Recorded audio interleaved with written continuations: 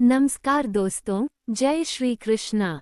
आज हम श्री कृष्णा लीला भाग 4 के कहानी को सुनेंगे। अगर आप चैनल में नए हो तो चैनल को सब्सक्राइब करके कृष्णा लीला भाग 1, 2 और 3 के कहानी को जरूर सुने। तो आइए वीडियो को बिना स्किप करके कहानी को पूरा सुनते हैं। राक्षसी पूतना विषलगे अपने स्तन से स्तनपान करा कृष्ण को मार प्रयास करती है तो कृष्ण द्वारा स्तन को काट लेने उसकी मृत्यु हो जाती है। जब कंस का ये सूचना प्राप्त होती है तो उसे विश्वास हो जाता है कि नंदराया का पुत्र ही देवकी 8वां पुत्र है। कंस इस बालक की मारने के लिए किसी उपयुक्त व्यक्ति को लाने के लिए कहता है। अगले दिन चाणूर से कंस के पुरोहित ब्राह्मण श्रीधर को लेकर आता है। इस कंस द्वारा ब्राह्मण की क्षमता पर संदेह करता है और चाणूर से किसी दैत्य को लाने के लिए कहता है। तब ब्राह्मण श्रीधर कंस को बताता है कि वह अपने को दैत्यों के गुरु शुक्राचार्य का शिष्य मानता है, इसलिए उसके पास मंत्र के साथ तंत्र की शक्तियां भी है और वह तंत्र विद्या से उस बालक को मार सकता है।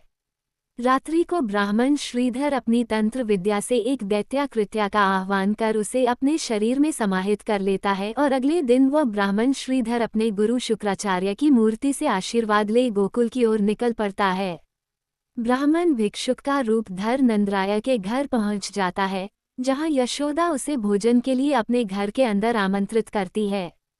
जैसे ही यशोदा और रोहिणी उसके लिए भोजन का प्रबंध करने के लिए जाती है, वैसे ही वह ब्राह्मण अपनी मंत्र शक्ति से प्रकट हुई दैत्याकृत्या को श्री कृष्ण को मारने के लिए आह्वान करता है। लेकिन बाल कृष्ण उस दैत्या को मार देते हैं और जब वो पाखंडी ब्राह्मण स्वयं बाल कृष्ण को मारने की प्रयास करता है तो उसे अपंग बना देते हैं तथा साथ ही भगवान का हार उसकी कमर में फंसा देते हैं। रोहिणी और यशोदा उसे देखती है तो उन्हें लगता है कि वो कोई चोर है, इसलिए चोर चोर चिल्लाने लगती हैं तो गोकुलवासी उसे पकड़कर पीटने लगते हैं। नंदराया जी उस ब्राह्मण को लोगों से बचाकर दक्षिणा स्वरूप उपहार देकर मुक्त कर देते हैं। जब वह श्रीधर अपने घर वापस आता है तो उसके गुरु शुक्राचार्य मूर्ति से प्रकट होकर उसे बालहत्या जैसे घृणित कार्य के प्रयास करने की गलती का एहसास करते हैं और उस पर राजसी सुख के लिए ब्राह्मण कुल को कलंकित करने के लिए नाराज होता है। शुक्राचार्य के अदृश्य होने पर नारद जी प्रकट हो उस ब्राह्मण अपना जीवन सुधारने के लिए हिमालय पर जाकर श्री हरि का जाप करने को कहते हैं। इधर जब कंस को जब ब्राह्मण श्रीधर की हालत का पता चलता है तो वह कागासुर को बालक की चोंच मार मारकर टुकड़े टुकड़े करने के लिए भेजता है। लेकिन जब कागासुर श्री कृष्ण को मारने के लिए उनके पास पहुंचते हैं तो श्री कृष्ण उसे भी मार देते हैं और उसका शव कंस के सामने जाकर गिरता है। कंस उसके एक से एक मायावियों के प्राणहीन या शक्तिहीन होने पर निराश हो जाता है और कागासुर के शव का इस प्रकार उनके महल में फेंक जाने को एक चुनौती समझता है।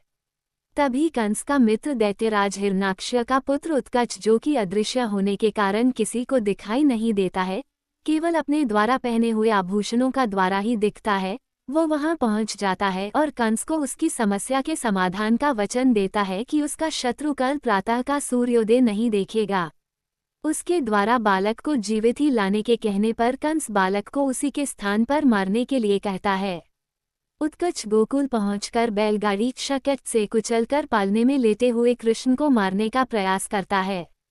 कंस का मित्र दैत्यराज हिरण्याक्ष का पुत्र उत्कच, जो कि अदृश्य होने के कारण किसी को दिखाई नहीं देता है, केवल अपने द्वारा पहने हुए आभूषणों का द्वारा ही दिखता है, वह कंस की समस्या के समाधान करने के लिए गोकुल पहुंचकर पालने में लेटे हुए बाल कृष्ण को बैलगाड़ी शकट से कुचलकर मारने का प्रयास करता है।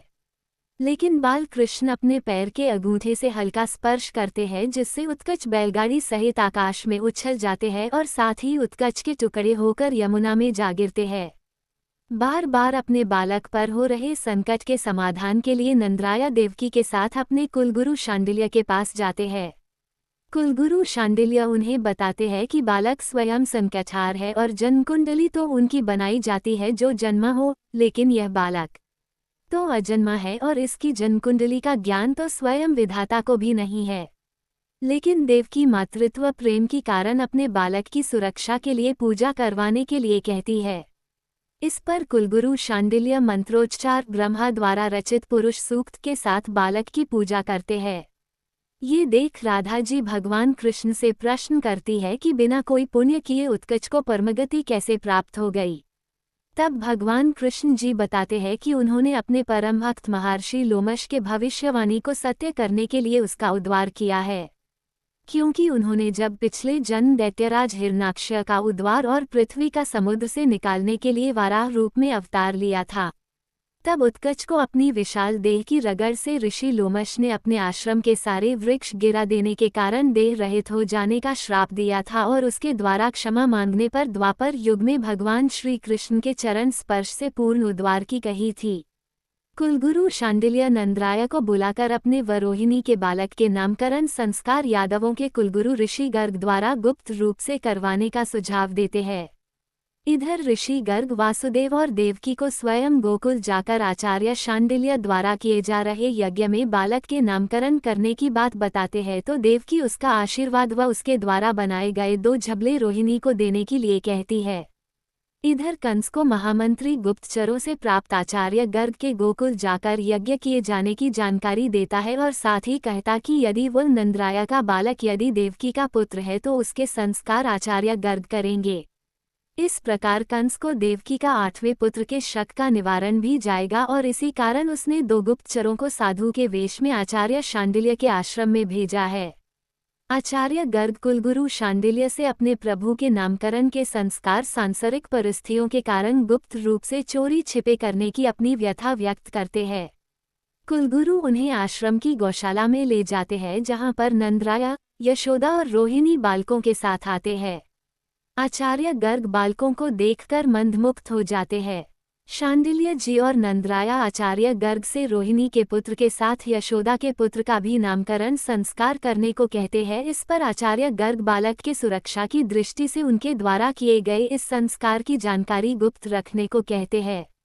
आचार्य गर्ग को रोहिणी के बालक में शेषनाग की छवि दिखती है। इस पर वह दिव्य बालक का नाम उसके अनंत गुणों के कारण राम व सबसे बलशाली होने के कारण बलराम रखते हैं तथा साथ ही कहते हैं कि संकर्षण के द्वारा रोहिणी के गर्भ आने के कारण इनका नाम संकर्षण भी होगा।